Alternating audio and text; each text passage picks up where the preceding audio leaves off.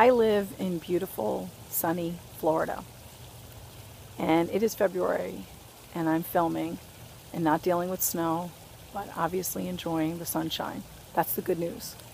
The bad news about being in Florida is that we are one of the worst states in the nation with regard to complying with the Fair Labor Standard Act. That law was enacted in 1938. It got reviewed in 2004. And what was looked at was the classification of an employee as to whether or not he or she is entitled to overtime. If he or she is entitled to overtime, that individual would be considered or classified as non-exempt. If the individual, based on the job duties, is not entitled to overtime, he or she would be exempt from overtime. So therefore the status would be exempt. This is one of the topics that I want to talk about in this video. The other topic I want to look at is classifying an employee as an independent contractor or an employee. How do you make that classification? The other thing I want to look at is BYOD. Bring your own device. Are you giving non-exempt employees devices that they can retrieve emails from, that they can send text messages and receive text messages and voicemail? The concern I have with that, and the Department of Labor has with that issue, and more specifically the Wage and Hour Division, is whether or not you're paying those individuals that are entitled to overtime, if you are in fact paying them overtime. So these are the things we're going to be looking at in this video. Thanks for watching. I think it's really clear that this program is going to be all about money. And the money that I want you to be afraid of is the money that the IRS is not receiving because we're not classifying employees correctly, and therefore we're not paying the taxes.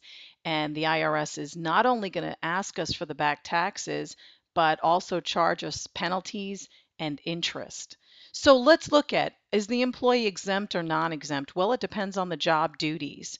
The next thing is he or she a contractor or an employee? And that depends on how you treat him or her. And then the third thing is the device that they're using during non-working hours. So again, what the most important thing is the IRS through the Wage and Hour Division at the Department of Labor is going to be looking at whether or not we are staying in compliance with the law. So it doesn't matter what your opinion is and how you see things. Your opinion may be outdated. The law was reviewed in 2004, and it got really clear on what constitutes a non-exempt employee. So just simply giving somebody a title as manager isn't necessarily going to do the trick. It depends on what that person does for work. Let's go to a seminar, and I think this will become a little bit more clear. All the color went out of her face. She turned completely white, and she just looked at me and said, "I can't believe you're going to humiliate me in front of this whole class like this." And I said to her, "Okay, I'm going to talk to you privately. I don't know what just happened."